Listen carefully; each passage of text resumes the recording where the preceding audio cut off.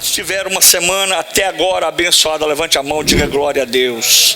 Amém. Estamos guardados e protegidos pelo Senhor nosso Deus. E nessa noite nós vamos dar continuidade à nossa série de mensagens sobre obras da carne e fruto do Espírito. Eu acredito que hoje deva ser a última mensagem desta série. E na semana que vem nós vamos iniciar uma série de mensagens a respeito do Evangelho segundo escreveu São João. Vamos repetir a última parte do verso 21, todos juntos, está na tela. Os que cometem tais coisas não herdarão o reino de Deus. Vamos dizer todos juntos, 1, 2, 3. Que os que cometem não herdarão o reino de Deus. Daqui o ponto que eu chamo o ponto nevrálgico, ou o cerne, ou o músculo, ou a espinha dorsal desse texto. Por quê? Porque nós estamos vivendo hoje dias em que as pessoas perderam o temor a Deus, e quando se perde o temor ao Senhor, se perde a sabedoria. Quando se perde a sabedoria, se perde o rumo, se perde o destino. A pessoa fica perdida e ela comete tais coisas absurdas que vão acometer a ela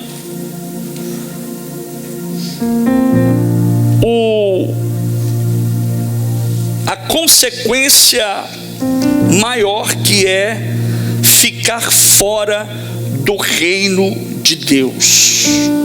A palavra de hoje ela é tão séria para nós, que à medida que nós vamos nos aproximando de Deus, observe isso, à medida que nós vamos nos aproximando de Deus, e a glória de Deus vai se aproximando de nós, vai nos enchendo, à medida que vamos tendo mais intimidade com Deus, aí é que nós temos que tomar mais cuidado. Aí é que nós temos que tomar mais precaução para não pecar, para não vacilar, para não errar. Porque o que pode acontecer? Podemos ser fulminados se chegarmos num ponto de íntima intimidade e não valorizarmos e desprezarmos o que de melhor Deus tem nos dado. Nós precisamos estar atentos, estar percebidos, ligados. Não podemos perder o foco, o rumo no momento, no ponto em que nós chegamos e Deus está nos levando. É o que nos chama mais a atenção, é onde nós precisamos ter mais cuidado para não errar, para não vacilar. E eu volto aqui a abrir esse parênteses. Parece que é um paradoxo, parece que é taxativo. Por que eu tenho que falar isso? É aqui que nós temos que tomar cuidado com o nosso ouvido, com os nossos olhos, com a nossa boca. Aquilo que falamos, aquilo que ouvimos pode nos influenciar, aquilo que vemos, as amizades, o conteúdo, o contexto, as rodinhas, aqueles que se aproximam de você, porque vão ver em você uma boa pessoa, um homem de Deus, uma mulher de Deus. E muitas vezes eles vão se aproximar de você, não com boas intenções, mas para tirar o seu foco. Na semana passada, ou aliás, na última vez que nós falamos sobre esse assunto, nós dissemos que o pecado de Acã foi que levou ele à morte. O pecado que Acã cometeu o levou à morte. E o pecado de Acã foi o pecado de ocultar o seu erro. Em outras palavras, pecado oculto, pecado não confessado, ele gera morte. Viu? Pecado oculto, porque você pensa que o pastor não vê, está tudo bem.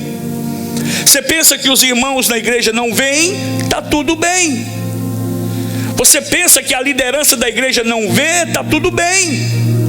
Você pode continuar cantando, pregando, louvando, tendo uma vida normal. Mas aquele que tem os olhos como chama de fogo, ele te vê. Quando você está na sua casa, com quem você fala, o que você fala, o que procede da sua boca, é porque o seu coração já está cheio. Entenda isso. À medida que a pessoa pronuncia, fala, libera alguma palavra, ela não falou aquilo de forma aleatória, ou apenas, saiu espontaneamente. Não existe isso. É porque o coração dela já tem isso. Se você conversar com a pessoa e você vê que ela tem palavras torpes na sua boca, que são palavras torpes? São palavrões. Você conhece crente assim? Que espragueja tudo, espragueja todos, que solta aqueles palavrões absurdos que uma pessoa normal não falaria. Um mentiroso, que na frente do pastor ele é uma coisa, mas por trás ele é outra. Então nós temos que tomar cuidado, porque pecados ocultos geram morte. E aos poucos você vai se matando, aos poucos você vai se suicidando, entregando-se aos prazeres, às falhas, aos desejos humanos e carnais, a ponto de que você, quando menos assustar, você já está entregue completamente. E aí você começa a ter uma prática de vida tão normal, aquilo se torna tão natural, que a pessoa não percebe, porque enquanto você se policia no que você fala, no que você ouve e no que você vê, você está permitindo que o Espírito Santo fale com você, caminhe com você, te dê um toque, falando: você não pode ver isso, você não pode assistir isso, você não pode compactuar com isso, você não pode ouvir isso, você não deve estar nesse tipo de amizade, com essa rodinha de amigos. Mas à medida que você vai fazendo disso uma prática, aquilo é como se estivesse cauterizando a sua mente, e aquilo se torna normal para você. Aquilo se torna normal. Tem gente que tem a prática tão pecaminosa da mentira, que ele mente pensando que está falando a verdade. Sabia que tem gente assim? Ele já está tão acostumado a mentir, que mentira para ele é verdade. Fez daquilo uma prática na sua vida. E hoje nós vamos falar sobre a carne. Ela se opõe ao espírito, porque existe, gente, uma briga, uma luta, uma oposição da carne contra o espírito. É a única vez que a Bíblia diz que a carne, que o espírito luta contra a carne, porque Paulo vai dizer lá na frente que a nossa luta não é contra a carne nem o sangue, mas ele está dizendo que a nossa luta, ela é espiritual, nas regiões celestiais. Nós estamos aqui, você já ouviu isso várias vezes, mas nas regiões celestiais, depois deste céu azul que você vê, no céu estratosférico, é onde nós chamamos de regiões celestiais, aonde operam os demônios. Os demônios não estão no inferno, eles não estão lá detidos em cadeias e correntes, eles estão neste mundo. A Bíblia diz que o príncipe deste século, ele está vagando, ele domina, ele opera, ele age, tentando e buscando a quem possa tragar. Por isso que eu e você não podemos dar lugar ao diabo, porque se eu der lugar ao inimigo, ele vai entrar e vai fazer uma ruaça. Por isso temos crentes fracos, temos crentes desanimados. Olha, vou dizer para você, crente, eu não acredito que crente possa ser possuído por espíritos demoníacos, ou seja, uma possessão demoníaca num crente, porque se isso vier a acontecer, é porque ele não é crente. Mas existe o que nós chamamos de opressão demoníaca. Ele vai tentar oprimir a sua vida. Sabe o que acontece? Você levanta de manhã, vem aquele desejo assim de cansaço. Olha, um dos sinais de opressão demoníaca, se você não trabalha muito, se você não trabalha tantas horas, até altas horas horas da noite, se você não dorme pouco e dorme bem, e no outro dia você levanta com muito sono, um dos sinais de opressão demoníaca, olha para cá, um dos sinais de opressão demoníaca é abrir boca. O camarada no culto, ele fica, eu estou ali pregando, e o culto está acontecendo, aí eu olho para o banco, tem um irmão, se ele não trabalhou até tantas horas, se ele não está cansado do trabalho, meu irmão, muito cuidado, abra os seus olhos espirituais, se ligue, porque o diabo está, a Bíblia diz, ao nosso derredor, buscando quem possa tragar, mas ao nosso redor está o leão da tribo de Judá, e quando o leão ruge, o inimigo tem que sair. Temos que estar atento às coisas espirituais, porque nós somos espirituais. Sabia que nós somos seres espirituais vivendo num corpo carnal? Nós não somos seres carnais, nós não somos seres materiais, somos espíritos vivendo numa matéria que estamos aguardando a nossa redenção ainda. Por isso a carne, ela se opõe ao espírito. Existe uma oposição, uma luta, uma guerra travada. E aqui vai o meu conselho para nós outros nessa tarde, nessa noite. Não permita, ouça-me, listen to me, please. Não permita que o desejo da carne lhe vença.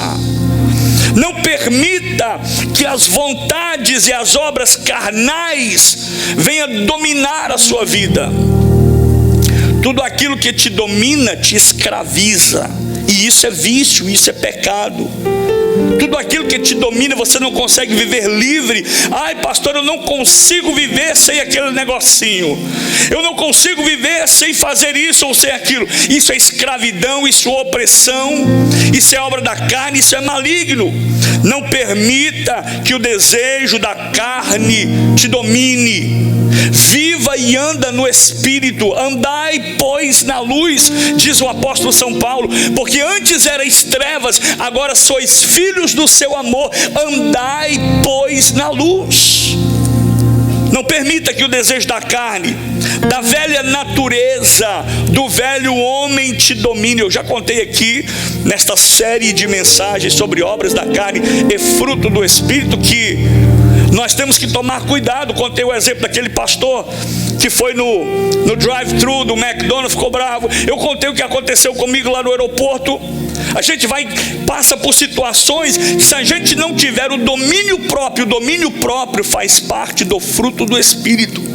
Nós precisamos entender isso. Somos entregues aos leões todos os dias. É no grupo de louvor tocando, é uma corda que quebra, é um microfone que para, é um irmão que não entende, é alguém que te corta na estrada e você quer buzinar para ele, brigar com ele, é alguém que te passa a perna, alguém que você trabalha para ele, não te paga, pastor, mas eu trabalhei, eu tenho o direito de receber. Mas, meu irmão, quando você está no Espírito, você entende que as coisas materiais são efêmeras, as coisas naturais são efêmeras. O que prevalece é o Espírito.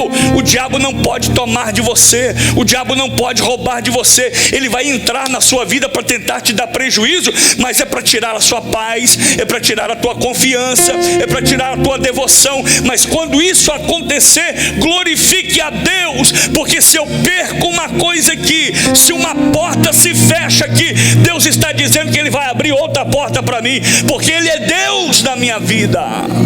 É Deus que opera. Nós temos que andar em espírito. Não deixe que a velha natureza domine você. Se atente para o que Paulo disse, para o que Paulo ensinou às igrejas da Galácia a respeito da cobiça da carne contra o Espírito. Sabia que a carne, ela cobiça o Espírito? A carne, ela cobiça o Espírito, ou seja, os desejos da carne sempre serão contrários à vontade de Deus. Seu Espírito, o Espírito de Deus que está em você, o Espírito de Deus que está em mim, olhe isso, ele deseja orar. O Espírito de Deus que está em mim, ele deseja que eu levante de madrugada para orar. Por que de madrugada eu tenho que levantar para orar? Porque a Bíblia diz que eu amo os que me amam. E os que de madrugada me buscam, me acharão. Se Deus disse, se a palavra... Olha, você sabe qual é o nosso erro?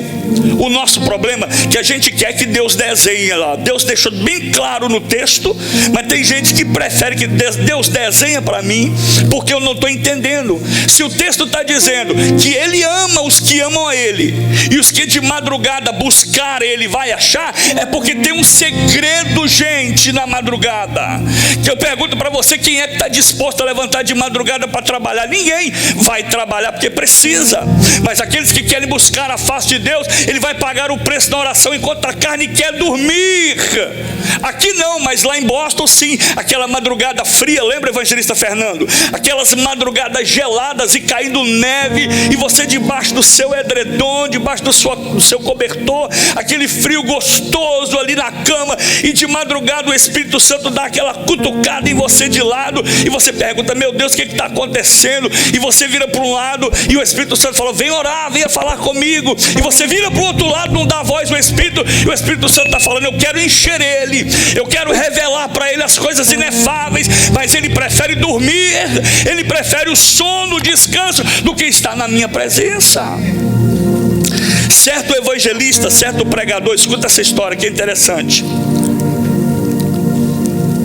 Certo pregador na década de 90, um homem muito usado por Deus em milagres, porque quando a gente se aproxima de Deus, Deus exige mais de nós.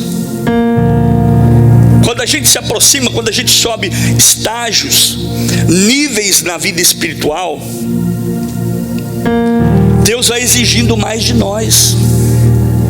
Eu não sei se você já sentiu isso, mas à medida que eu vou crescendo espiritualmente, Deus vai falando comigo, tira isso da sua vida, não faça isso, não fale mais isso, não assista isso. Nessa hora do dia ou da semana, tire um tempo para mim, ao invés de estar na internet ou na frente da televisão. São pedidos que o próprio Espírito faz para nós, porque à medida que vamos nos aproximando, a intimidade vai aumentando.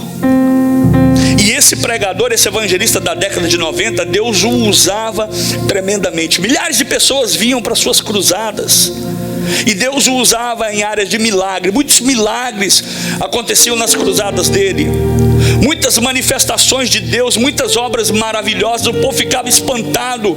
Horas e horas antes do culto começar, fila de 200, 300, 400, 500, 600 pessoas do lado de fora aguardando para entrar para dentro da igreja, para participar daquele culto onde a manifestação da glória de Deus era grande. E eu pergunto para você, um homem usado por Deus, tem algum problema ele ter um momento de lazer com a sua família, sim ou não? Tem algum problema ele ter um momento de lazer com seus filhos, sua esposa, sim ou não? Tem algum problema um homem de Deus ter uma alegria, ir para o jantar, para o almoço, divertir, fazer uma coisa agradável com a sua própria família, sim ou não?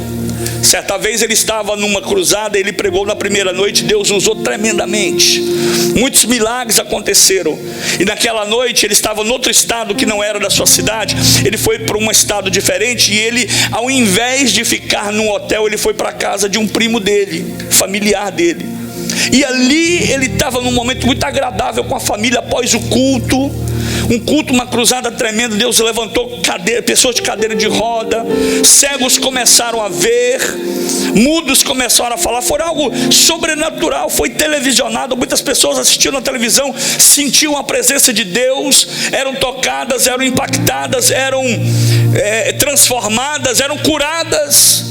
Mas naquela noite ele não foi para o hotel, ele foi para a casa do primo dele.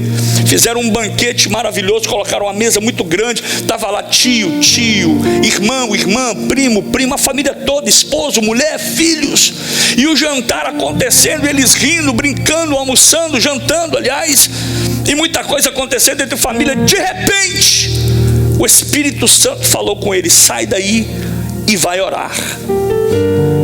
Ele de repente meio que não deu ouvido à voz do Espírito e continuou ali jantando, sorrindo, brincando, se alegrando em família. E o Espírito Santo falou com ele novamente, sai daí e vai orar. Ele não deu ouvido ouvido ao Espírito Santo. Ele pensou que era algo da carne dele. E aqui eu quero abrir um parênteses. Quando nós estamos andando no Espírito, nós temos que discernir o que é da carne e o que é do Espírito. Nós temos que entender quando é que Deus fala, quando é que a minha voz está falando, a minha consciência. Precisamos chegar num ponto, num nível, no qual quando o Espírito sussurrar, ouça-me bem, porque o Espírito Santo é cavalheiro. Ele não vai chegar arrombando, quebrando tudo, arrebentando a porta. Ele chega de forma sutil, de forma tranquila, de forma suave, cavalheiro, gentil, e fala ao nosso coração. Agora, se eu estiver desligado, se eu estiver desconectado, eu não vou entender ou não vou ouvir a voz do Espírito. Foi o que aconteceu com esse evangelista. Ele estava tão entusiasmado, tão empolgado, tão alegre, tão feliz. E eu pergunto, havia algum pecado no que ele estava fazendo, sim ou não? Mas ele estava tão alegre, tão envolvido naquele momento de família, que o Espírito de Deus falou com ele 2 vezes. E ele não deu atenção. Ele ouviu, mas ele negligenciou. Ele não deu atenção, não saiu para orar, continuou o jantar. Foi dali para o quarto, dormiu. E no outro dia, ele foi para a cruzada novamente. E o culto aconteceu, e milhares de pessoas dentro, mais quase 1.000 pessoas do lado de fora querendo entrar, porque Deus o usava tremendamente. Porém, no entanto, aquele culto não aconteceu nada. Ele só falou o tempo todo. Cantaram o tempo todo e nada aconteceu. Aquele evangelista, aquele homem de Deus ficou desesperado. Ele não estava aguentando mais para acabar o culto e ir para casa. Ele não foi, quando o culto acabou, ele não voltou para a casa dele, ele foi para o hotel agora e debruçou com o joelho em terra, com o rosto em terra, e começou a orar e dizer: Senhor, aonde eu errei? Senhor, aonde eu pequei? O que aconteceu? Por que não aconteceu milagres hoje? Por que eu não estava sentindo o Senhor lá? Parece que eu estava sozinho no meio da multidão. E orou, horas e horas. E o Espírito Santo permitiu que ele orasse horas e horas. Às vezes o Espírito Santo vai permitir você e eu orar horas e horas, para nós entendermos que é no tempo dele, na vontade dele. É ele que opera, é ele que age, ele que faz, ele que realiza. E depois de ter orado muitas horas, o Espírito Santo falou com ele: meu filho, você se lembra quando você estava na mesa jantando?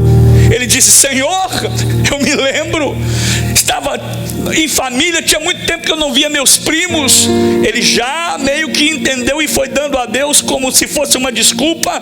E o Espírito Santo falou com ele: pois é, eu falei com você 2 vezes, saia daqui e vai orar. Você preferiu estar em família do que estar comigo. Esse é o preço que nós pagamos para estar na presença de Deus. Muitas pessoas preferem estar em casa, preferem estar na família. Não há nada de mal, não há pecado algum, mas o que me vale mais é a presença dele ou a presença da minha família? O que vale mais é a presença dele ou um momento de lazer, um momento de felicidade terrena que vai passar? Nós precisamos entender que os desejos da carne sempre vão lutar contra a vontade de Deus. O seu espírito deseja orar, o seu espírito deseja jejuar e buscar a Deus, mas a sua carne vai preferir que você sente numa televisão e assista a televisão. Vai preferir que você sente e coma muito e fique no conforto da sua casa. Precisamos tomar cuidado para saber separar o que é o lazer saudável e agradável e o que é estar debaixo da vontade de Deus. Porque se assim fizermos, irmãos, não vai ter demônio em Porto Charles que vai parar essa igreja. Não vai ter inferno que vai poder parar a sua vida. Não vai ter demônio que vai entrar na sua frente, porque se ele entrar na sua frente, ele vai ser atropelado, porque você vai se tornar um caminhão, um tanque de guerra nas mãos de Deus, para vencer uma obra, uma batalha espiritual. Precisamos ter cuidado, pois a oposição da carne contra o Espírito é algo contínuo.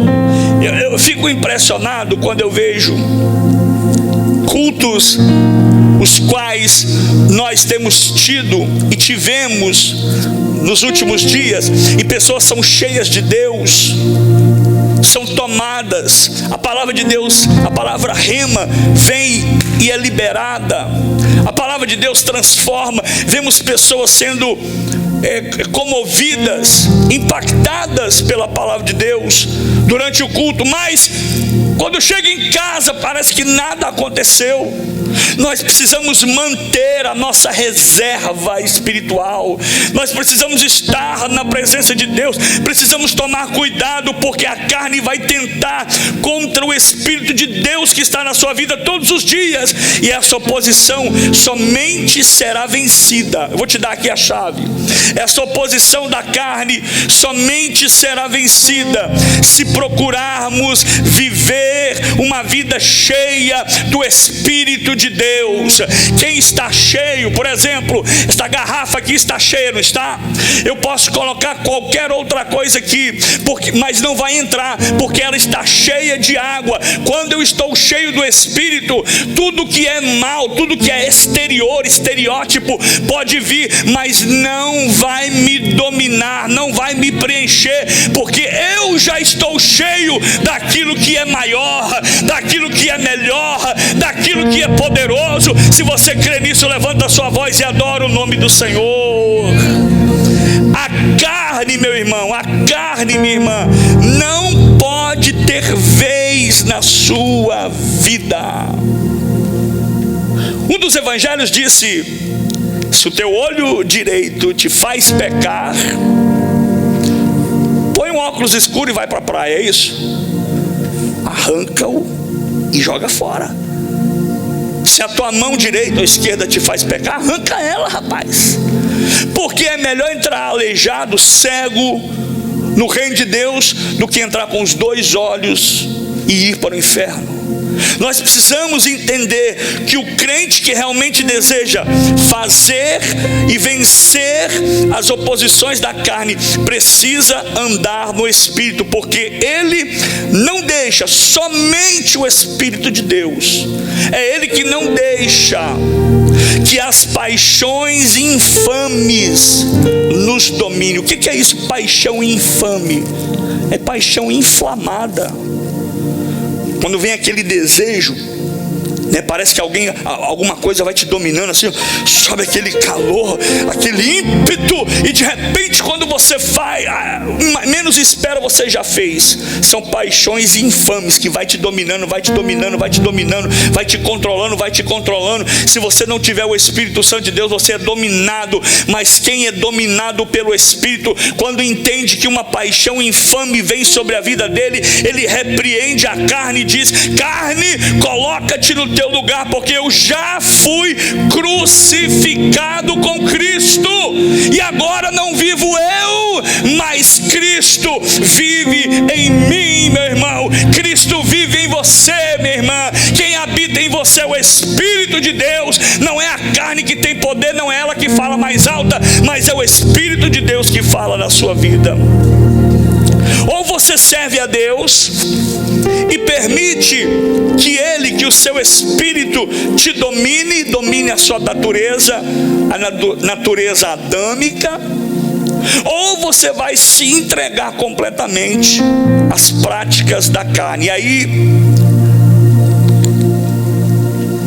é você quem decide se você quer viver uma vida cheia de Deus ou uma vida vazia, sem Deus. O fruto do Espírito nada mais é que um chamado à santidade. O fruto do Espírito nada mais é que um chamado à santidade. Entre tantos dicionários bíblicos que nós poderíamos utilizar, eu tirei do dicionário bíblico Wycliffe, um dos melhores. E esse dicionário bíblico diz que o fruto do Espírito são os hábitos e princípios misericordiosos que o Espírito Santo produz em cada cristão. Esses hábitos e princípios são o resultado de uma vida de comunhão. A nossa vida, irmãos, ela tem que ser uma vida de comunhão. O nosso culto, nós não podemos, não devemos, é um erro, é um equívoco da nossa parte deixar para cultuar aqui. Nós temos que viver uma vida de culto. Temos que viver uma vida de culto em casa, com a sua esposa, com seu marido, com seus filhos. Temos que ter o nosso culto no trabalho. Como é que os seus funcionários olha para você, vê você de terno e gravata no domingo, mas da segunda-feira você parece que tem um chifrinho e uma cauda e aquele garfo? Como é que o seu patrão vê você? Lá na igreja você terra e não sei o que lá mais, mas lá no trabalho você chega atrasado, você não dá bom testemunho, o patrão pede você para falar uma coisa, você fica murmurando assim entre os dentes. Tem gente que é assim, nossa, que patrão chato, meu Deus do céu, sabe?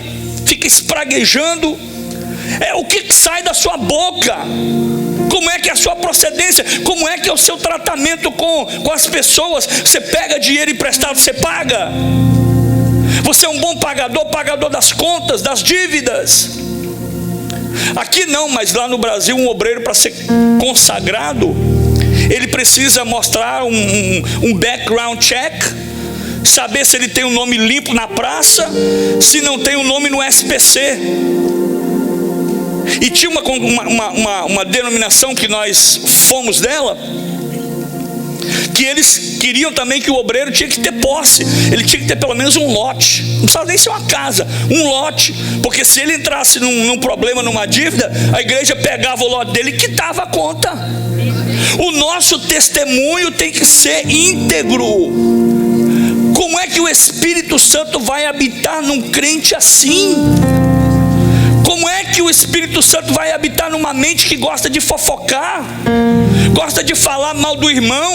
Lá na igreja é santo, mas dentro de casa não pode pegar um telefone, não pode entrar no Facebook, não pode olhar no Instagram. Olha nos stories dele do Instagram como é que está lá. Hoje a inteligência artificial ela é inteligente, por isso inteligência artificial. Se você vai em alguma coisa, daquilo que você mais atrai, daquilo que você mais tem aptidão, mais gosta, é aquilo que a inteligência artificial vai estar jogando no seu equipamento, no seu telefone.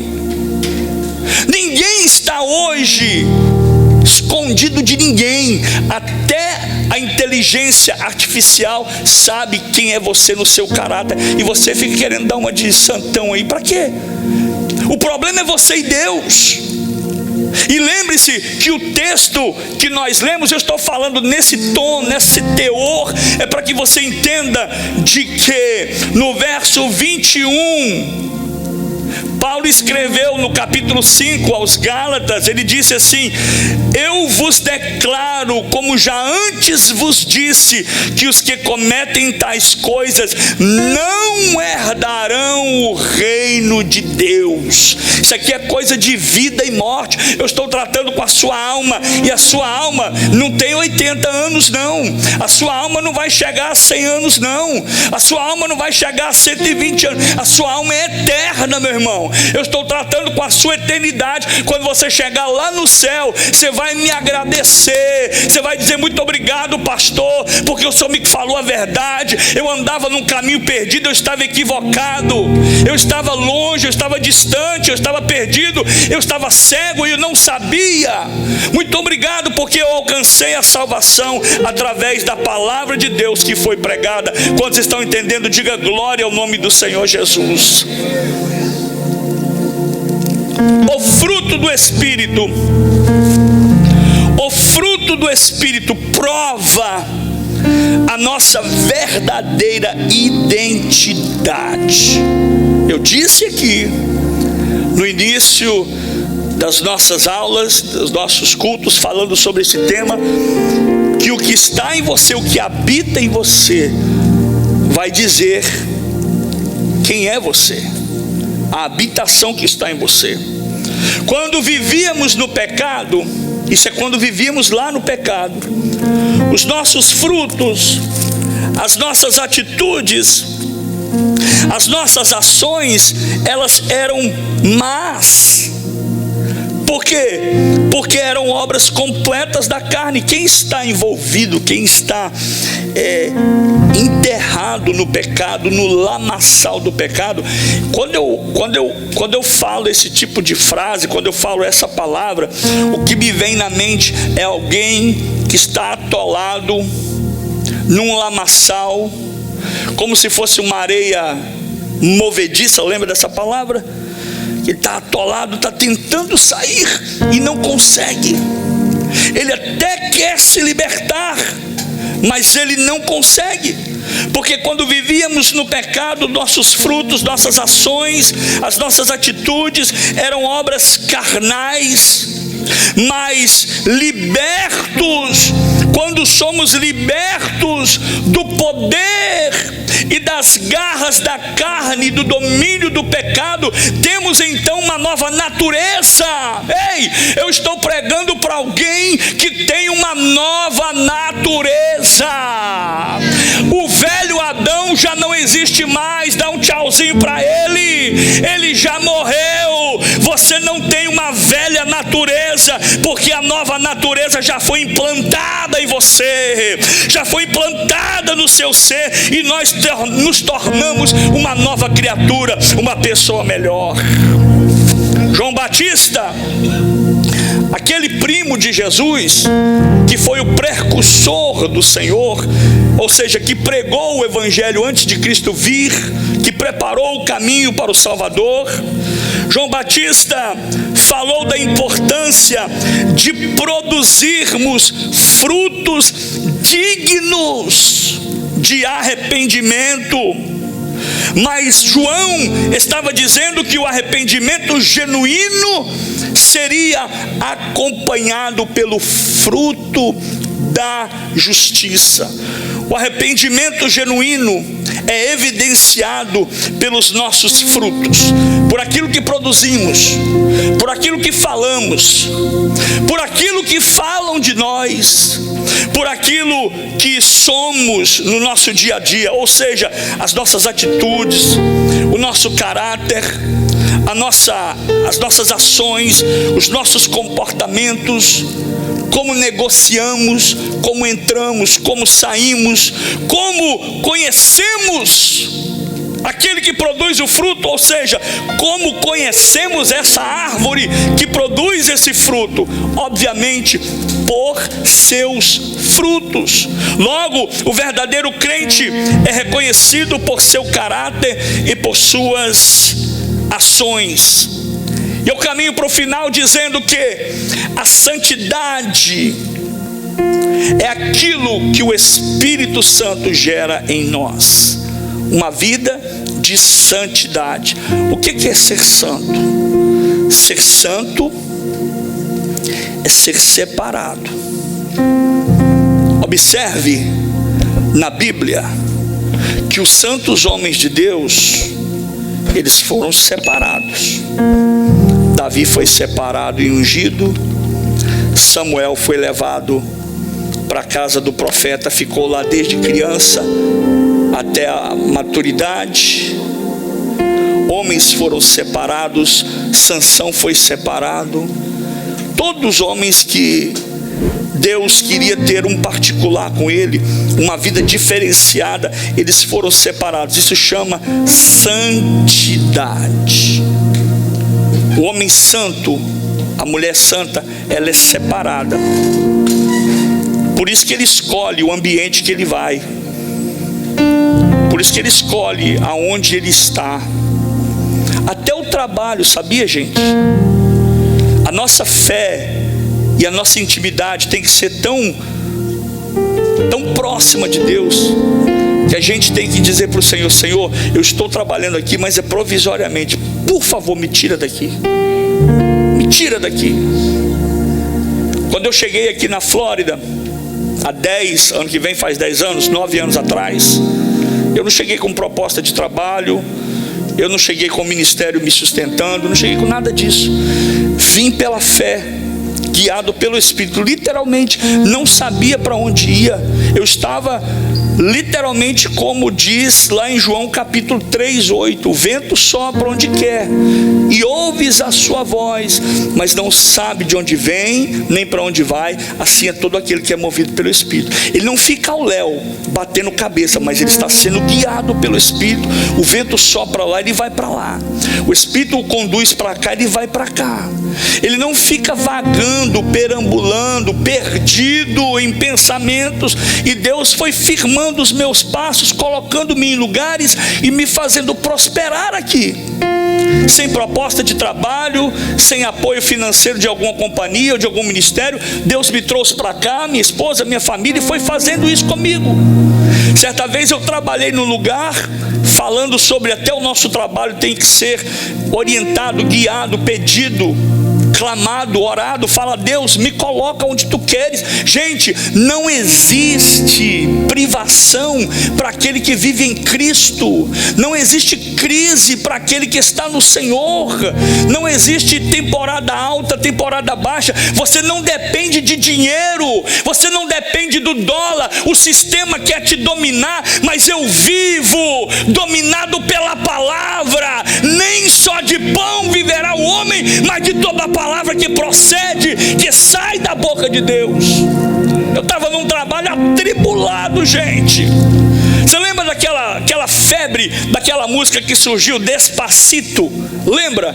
Gente, aquilo tocava de dia e de noite.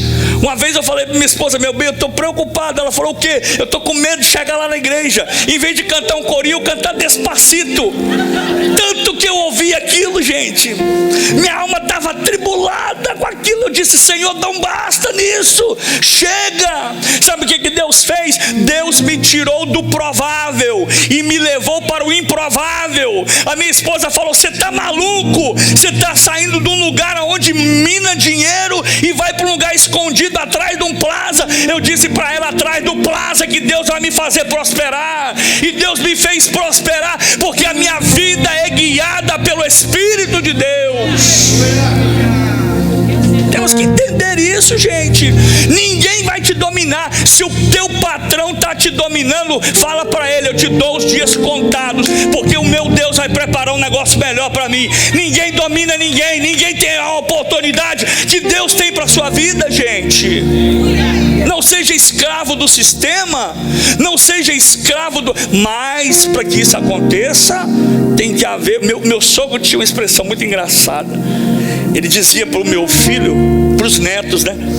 Mais para o meu filho, os outros não ficam com ciúme, mas mais para o meu filho, ele falava: filhinho, você e o vovô são, ó, assim, ó. Intimidade, isso quer dizer intimidade. Nós precisamos ser assim com Deus, ó.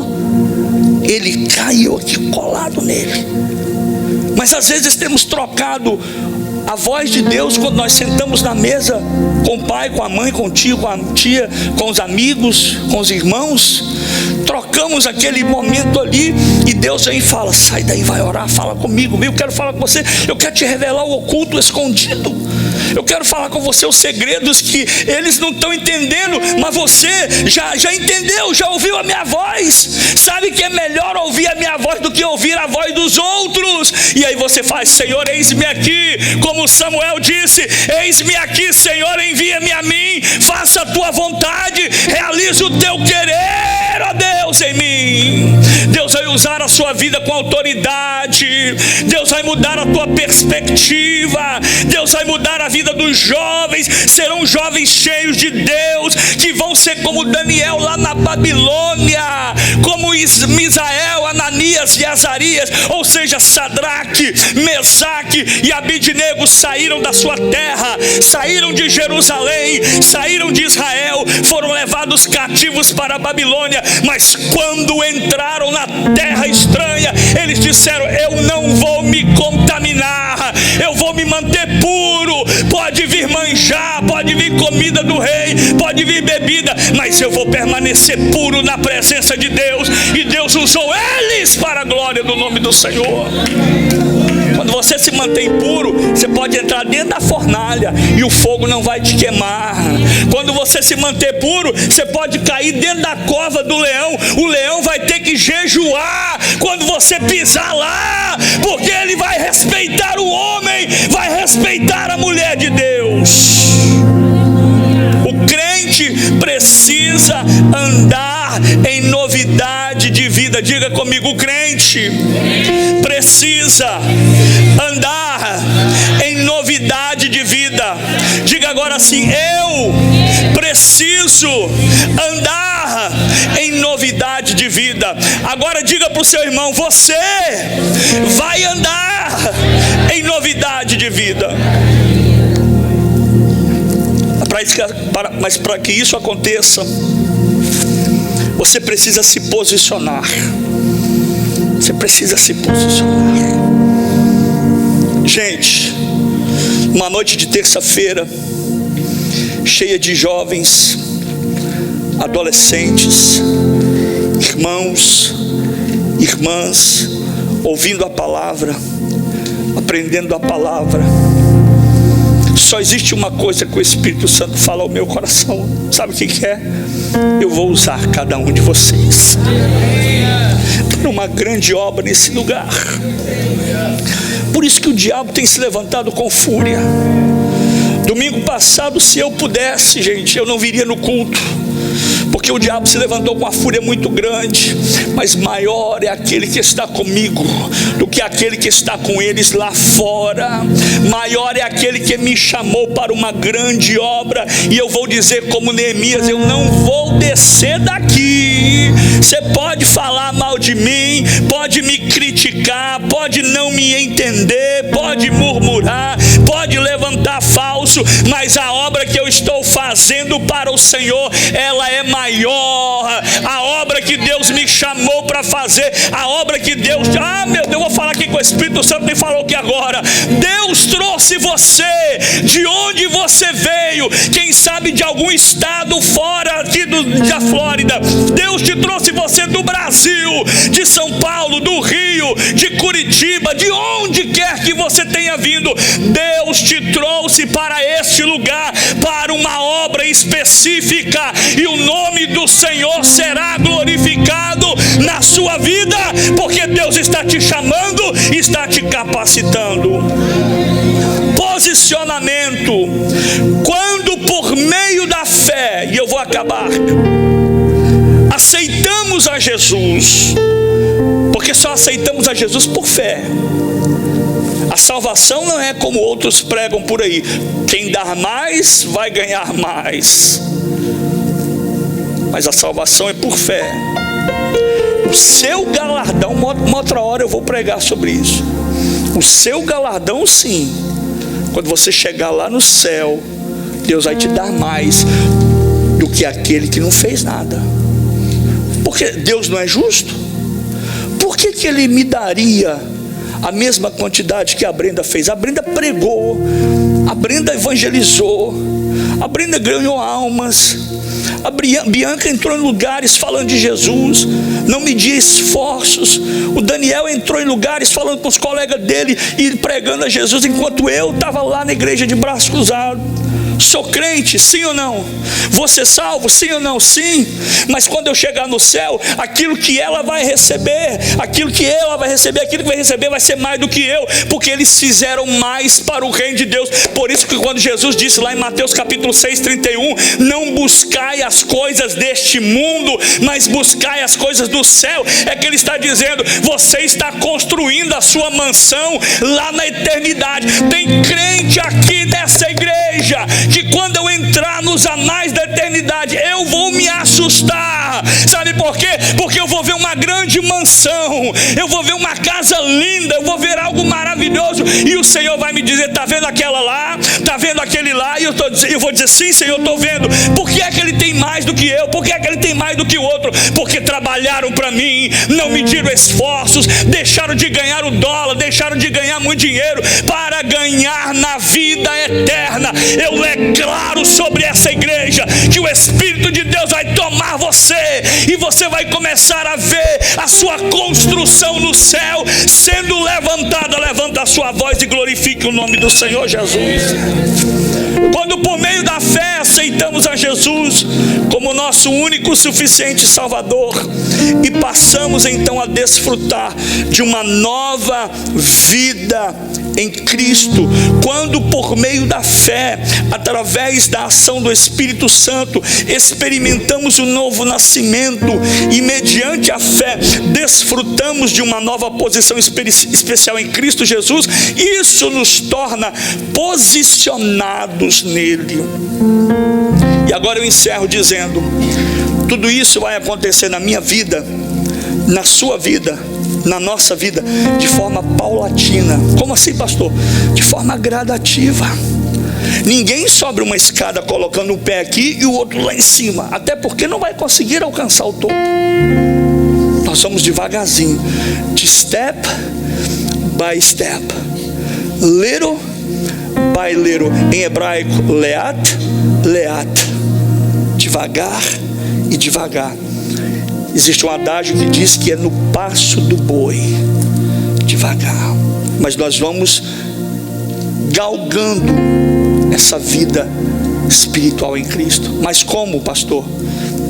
Vindo à casa de Deus, não deixando que você troque o domingo que é do Senhor pelo dólar, não deixando que você troque os compromissos da igreja para qualquer outro compromisso. Me entenda, Deus está medindo-nos, Ele está te medindo. Cada culto Ele me mede. Como é que eu adoro? Como é que eu me posiciono? Deus me entregou uma vitória muito grande essa semana, sabe por quê? Porque eu fui também muito confrontado pelo inimigo. E qual foi a minha atitude? Permanecer firme, dizendo: Senhor, é o Senhor que me colocou aqui, é o Senhor que me chamou, eu não abro mão, não arredo o meu pé, eu não vou sair.